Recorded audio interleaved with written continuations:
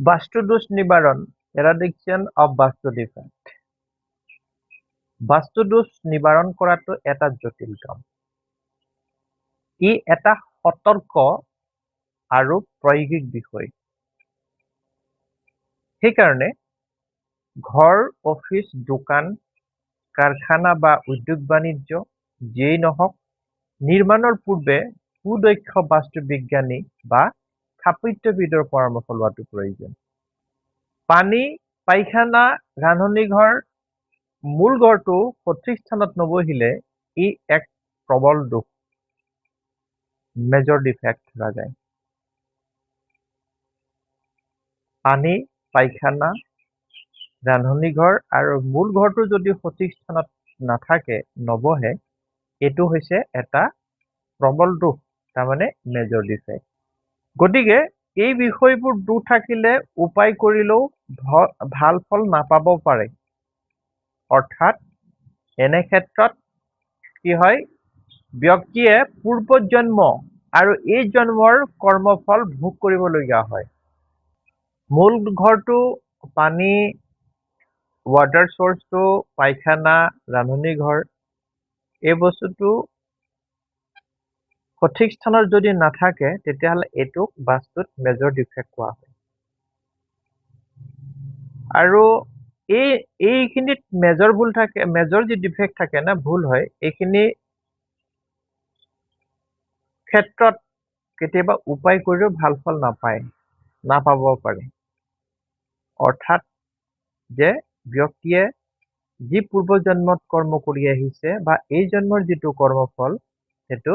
ব্যক্তিয়ে ভোগ কৰিব লগাটো আৱশ্যক হৈ পৰে আন কিছুমান বিষয় যদি স্থানান্তৰ কৰা যায় ডিসপ্লেসমেন্ট কৰি পেলাই সমস্যাৰ সমাধান দিব পৰা যায় আৰু ফলপ্ৰসূ হৈ উঠে যিবোৰ দোষ অজ্ঞাতে ৰৈ যায় সেইবিলাক তন্ত্ৰ মন্ত্ৰ যন্ত্ৰৰ দ্বাৰা নিৰ্মূল কৰিব পৰা যায় সেইকাৰণে যাতে বাস্তুদোষ নাথাকে ভুল কৰি যাতে ব্যক্তিয়ে নিৰ্মাণ নকৰে তাৰ কাৰণে নিৰ্মাণ কৰোঁতাই বাস্তুৰ উপযুক্ত জ্ঞান থকা আৱশ্যক এজন সুদক্ষ বাস্তুবিদে বাস্তুমতে নিৰ্মাণ কৰা ঘৰত সুখ শান্তি সমৃদ্ধি ভৰপূৰ হৈ থাকে সেইকাৰণে নিৰ্মাণ কৰাৰ আগত ব্যক্তিয়ে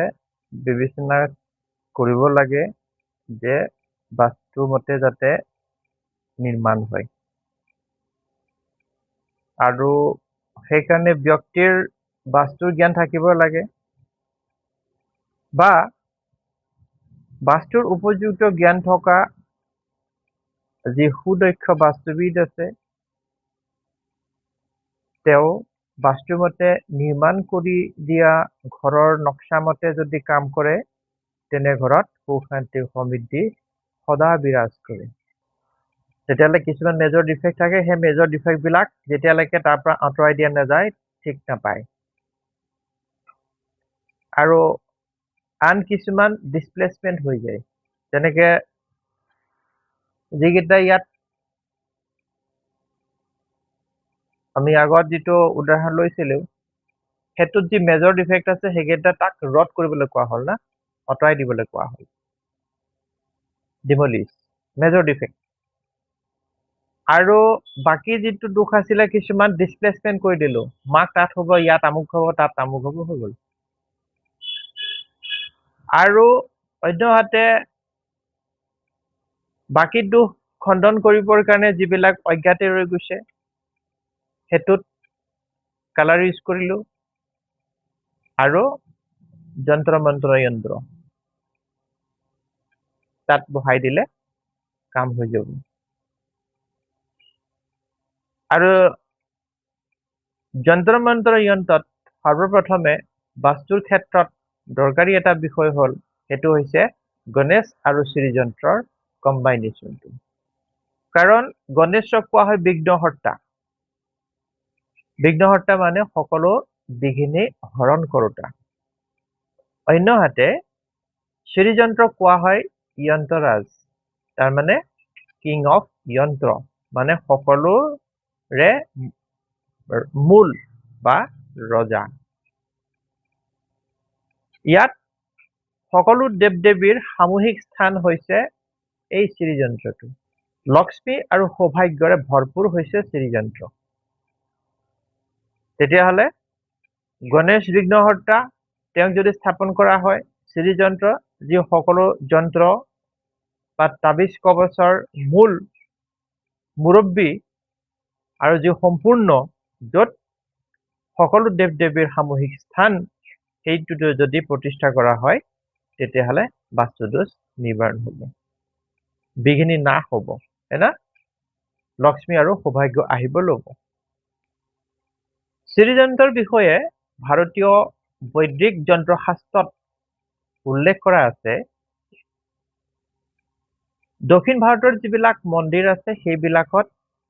শ্ৰীযন্ত্ৰ মন্দিৰৰ বেৰত খোদিত কৰাৰ বিষয়ে জনা যায়। সেই যন্ত্ৰটো দেখাৰ মাত্ৰকেই ব্যক্তিৰ, শৰণাৰ্থীৰ, ভক্তৰ মনোবাঞ্ছা পূৰ্ণ হয়। শ্ৰীযন্ত্ৰ বহুত শক্তিশালী মনা হয়। সেইকাৰণে বাস্তুদোষ বা নিৰ্মাণত যদি ভুল থাকি যায়, তেতিয়াহ'লে এইবোৰ ব্যৱহাৰ কৰা হয়। ঘৰ বা ব্যৱসায় প্ৰতিষ্ঠানৰ দুৱাৰ মুখত শ্ৰীযন্ত্ৰ আৰু গণেশৰ ব্যৱহাৰ কৰা হয়। আপোনালোকে দেখিব যে মাৰোৱাৰী সম্প্ৰদায়ৰ যিবিলাক ঘৰ আছে বা ব্যৱসায় প্ৰতিষ্ঠানৰ সন্মুখত এই গণেশ আৰু শ্ৰীযন্ত্ৰক